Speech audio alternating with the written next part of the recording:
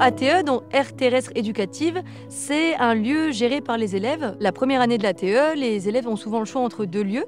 Ils doivent identifier les potentiels et imaginer qu'est-ce qu'on pourrait faire pour attirer plus de biodiversité, valoriser le lieu et mettre en place des actions. Il s'agit du verger pédagogique créé par la mairie lors de la construction d'un lotissement. Ce verger avait été planté, mis en place, pas forcément mis en valeur, donc ça a été un choix fait par la classe l'année dernière et donc l'idée ça a été de découvrir le site, de travailler sur la biodiversité, les insectes, les pollinisateurs, de travailler sur les plantes et puis aussi de faire que, et c'était un petit peu la problématique soulevée par la mairie, c'est que ce verger qui était pensé au départ comme un lieu de vie partagée puisse le devenir naturellement avec une connaissance du lieu. Donc là c'est la deuxième année, on s'est dit pourquoi pas faire un sentier numérique pédagogique. Donc là avec les enfants on a réfléchi à des activités qui permettent d'apprendre des choses sur la nature et également de découvrir le verger de façon ludique. Ça s'appelle comment? Le nom de viande existe déjà chez les Romains et vient de vière,